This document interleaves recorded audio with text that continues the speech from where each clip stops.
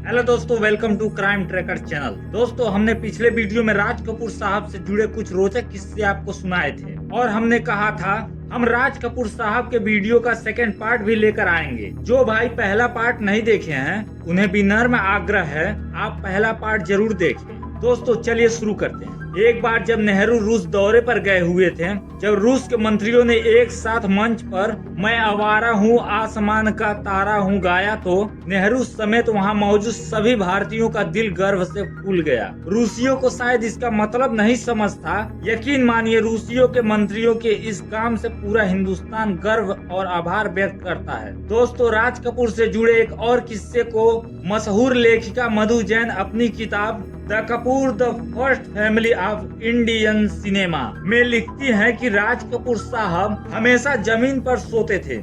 एक बार वो लंदन के मशहूर होटल हिल्टन में रुके हुए थे। राज कपूर साहब ने वहाँ भी रूम के अंदर के बेड से गद्दे को निकाल जमीन पर सोने लगे, जिसे देख हिल्टन होटल के स्टाफ ने उन्हें ऐसा ना करने की हिदायत दी और कहा अगर आप दोबारा ऐसा करेंगे तो आपको जुर्माना भरना पड़ेगा। दोस्तों, आप यकीन करें राज कपूर साहब ने हिल्टन होटल में लगभग 5 दिन स्टे किया और उन्होंने रोजाना जुर्माना भी भरा, लेकिन वो बेड पर ना सोकर फर्श पर ही सोते रहे। दोस्तों, आपने अक्सर देखा होगा अगर किसी इंसान के पास थोड़ा बहुत पैसा हो जाए तो उसका रंग बदलते देर नहीं लगती। वो इंसान अपनी अमीरी सबको दिखाने लगता है, लेकिन आपने कहीं ना कहीं जरूर देखा होगा कि बड़े से बड़े अमीर लोग अपनी अमीरी का कभी भी शो ऑफ नहीं करते, क्योंकि दुनिया जानती है ये वास्तव में अमीर है, चाहे वो गाड़ी से चले या फिर पैदल ही क्यों ना। दोस्तों, राज कपूर साहब के बारे में एक किस्सा बहुत मशहूर है। राज कपूर साहब हमेशा जॉनी वॉकर ब्लैक लेबल पिया करते थे, वो भी लंदन से खरीदी हुई ब्लैक लेवल बीच। दोस्तों, राज कपूर साहब जब कहीं पार्टी में जाते थे तो वो अपने साथ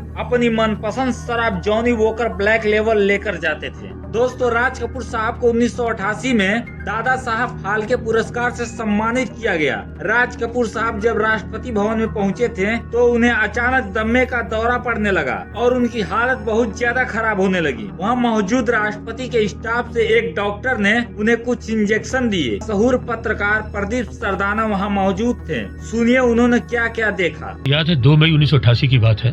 तो मैंने देखा कि राज कपूर जी ने किसी आदमी को बुलाया जो वहाँ के ड्यूटी पे थे। उनको कहा कि जरा 1 मिनट आइए और फिर वो उनको बाहर लेकर चले गए। करीब 8-10 मिनट बाद वो वापस आए तो बड़े कुछ हाँफते हुए आए। तभी मैंने देखा कृष्णा जी साथ में बैठी थी, उनके साथ एक ऑक्सीजन का सिलेंडर था। वो उन्होंने कोला और मास्क उनके मुंह पर लगाया, उनको ऑक्सीजन देनी शुरू कर दी। तभी देखा थोड़ी देर में मन से उनका नाम अनाउंस हो गया, घोषणा हुई उनके नाम की कि आए राज कपूर साहब और पुरस्कार लें अपना। तो राष्ट्रपति जी ने प्रोटोकॉल को तोड़ते हुए खुद वो नीचे आए स्टेज से और उन्होंने वहीं उनको दादा साहब फाल्के पुरस्कार प्रदान किया। खैर उनको फिर कुछ लोग बाहर ले गए। मैं भी तुरंत वहाँ पहुंच गया। उनको पसीने आ रहे थे काफी और मास्क उनको लगाया हुआ था वो। तो तभी तो जो राष्ट्रपति की जो डॉक्टर थी वो बाहर आ गई तो उन्होंने उनको देखा तो वो उनको इंजेक्शन देने लगी।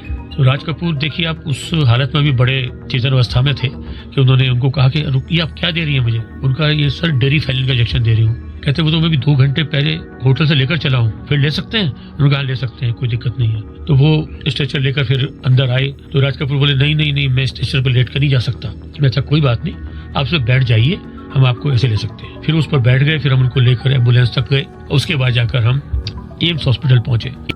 जब आईसीयू में एडमिट हो गए तो डॉक्टर पांडे ने मुझसे कहा प्लीज अब आप जाइए, आईसीयू में आप नहीं रुक सकते। मैं कहा ओके। वो राज कपूर ने जब सुना तो एकदम जोर से बोले no no no doctor no, please इनको मेरे साथ रहने दीजिए, इनको मत भेजिए प्लीज। फिर हम रुक गए। फिर उनकी तबीयत और बिगड़ने लगी तो फिर उनको लगा कि नहीं अब कुछ गड़बड़ है। फिर बोले मुझे आराम नहीं आ रहा, मुझे लगता है मैं अब ठीक नहीं होऊंगा, लेट मी डाई।